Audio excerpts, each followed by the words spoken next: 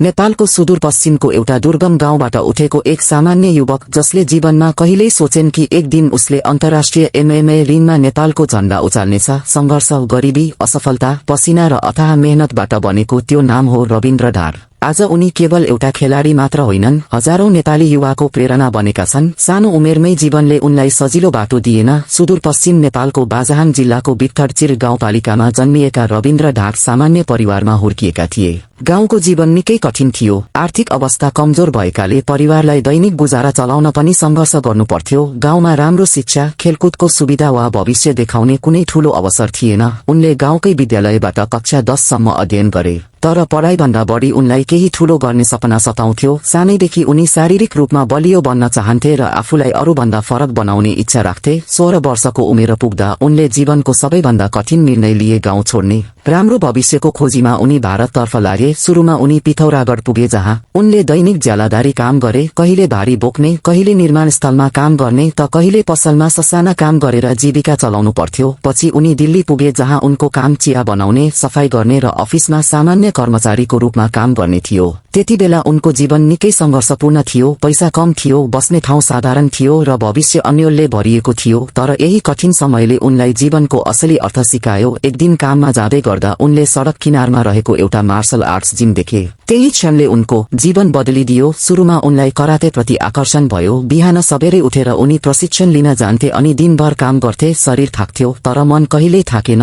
उनले पछि भनेका थिए कि जति थकाइ भए पनि जिमभित्र पस्ने बित्तिकै उनीभित्र नयाँ ऊर्जा आउँथ्यो। बिस्तारै उनले एमएमए अर्थात् मिक्सड मार्शल आर्ट्सको संसार चिने। सुरुवातमा उनलाई यो खेलबारे धेरै जानकारी थिएन, तर उनले बुझ्न थाले कि यो केवल लडाई होइन, अनुशासन, धैर्य र मानसिक शक्ति पनि हो। कराते प्रशिक्षणपछि उनले पूर्ण रूपमा एमएमएमा ध्यान दिन थाले। सुरुवाती दिनहरू निकै कठिन थिए। राम्रो ट्रेनिङ, डाइट, उपकरण र अवसरको अभाव थियो। तर रविन्द्रसँग एउटा कुरा थियो, हार नमान्ने बानी। केही समयमै उनले स्थानीय प्रतियोगिताहरू खेल्न थाले। उनले भारतमा एमेच्योर प्रतियोगिताहरू जिते र राष्ट्रिय स्तरमा समेत स्वर्ण पदक जिते। यसले उनको आत्मविश्वास झन बढायो। नेपाल फर्किएपछि उनले काठमाडौँमा पनि संघर्ष जारी राखे। उनले सक्दो बाटो क्षेत्रमा बक्सिङ अभ्यास गरे। जम्सी खेलको पम्प जिममा प्रशिक्षण लिए र पछि लक एन्ड रोल एमएमए सँग आबद्ध भए। यही समयमा उनको भेट नेपाली एमएमए प्रशिक्षक दिविज पिया लामासँग भयो। दिविज पियाले रविन्द्रको प्रतिभा चिने र उनलाई अझ राम्रो बनाउन ठूलो भूमिका खेले। रविन्द्रको करियरमा यो साझेदारी अत्यन्त महत्वपूर्ण बन्यो।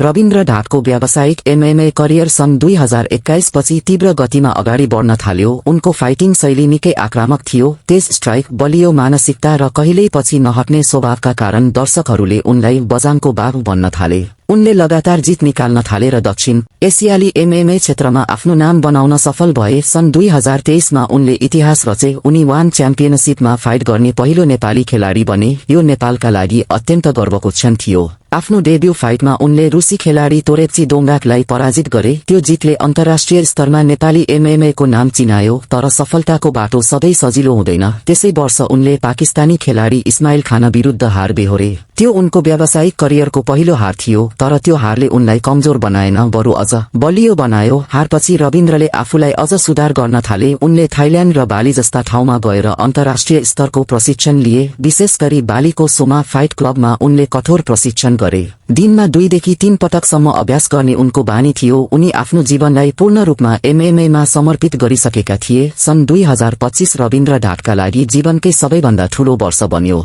उनले मैट्रिक्स फाइट नाइट 17 मा भारतका चर्चित फाइटर चुङरेन कोरेन विरुद्ध खेल्ने अवसर पाए। त्यो फाइट केवल एउटा प्रतियोगिता थिएन, नेपालका लागि इतिहास बनाउने मौका थियो। अधिकांश मानिसले भारतीय खेलाडीलाई बलियो मानिरहेका थिए, तर रविन्द्र आत्मविश्वासमा थिए। फाइटको तेस्रो राउन्डमा उनले शानदार नकआउट मार्फत जित हासिल गरे। त्यससँगै उनी एमएफएन ब्यान्टमवेट च्याम्पियन बन्ने पहिलो नेपाली खेलाडी बने। त्यो जितपछि नेपालभर रविन्द्र ढाड चर्चाको केन्द्र बने। सामाजिक सञ्जालदेखि समाचारसम्म सबै ठाउँमा उनको चर्चा हुन थाल्यो। प्रधानमन्त्रीदेखि सामान्य युवासम्मले उनलाई बधाई दिए।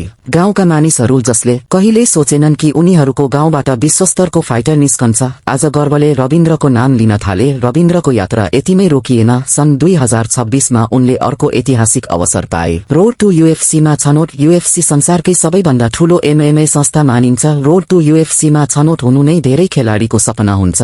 रविन्द्र त्यहाँ पुग्ने पहिलो नेपाली खेलाडी बने। यो केवल व्यक्तिगत उपलब्धि होइन, सम्पूर्ण नेपाली एमएमए इतिहासको एउटा नयाँ अध्याय थियो। आज रविन्द्र ढाट केवल फाइटर मात्र होइनन्, एउटा आशा हुन्। उनको जीवनले देखाउँछ कि परिस्थिति जति कठिन भए पनि सपना देख्न छोड्नु हुँदैन। गाउँको सामान्य युवकदेखि अन्तर्राष्ट्रिय एमएमए स्टारसम्मको उनको यात्रा कुनै फिल्मभन्दा कम छैन। उनले गरिबी देखे, असफलता भोगे, देश छोडे, मजदुरी गरे, चिया बनाए, सफाई गरे, तर कहिले आफ्नो सपना मर्न दिएनन्। सायद यही कारणले आज हजारौं नेपाली युवाले रविन्द्र ढाटलाई केवल खेलाडी होइन, संघर्षको प्रतीक मान्छन्। उनी प्रमाण हुन् कि नेपाल जस्तो सानो देशबाट पनि विश्वस्तरमा पुग्न सकिन्छ यदि मेहनत, धैर्य र आत्मविश्वास छ भने। रविन्द्र ढाटको कथा अझै समाप्त भएको छैन, यो त केवल सुरुवात हो। सायद भविष्यमा यूएफसीको ठूलो स्टेजमा नेपालको झण्डा बोकेर उभिने त्यो खेलाडी यही बजानको भाग हुनेछ।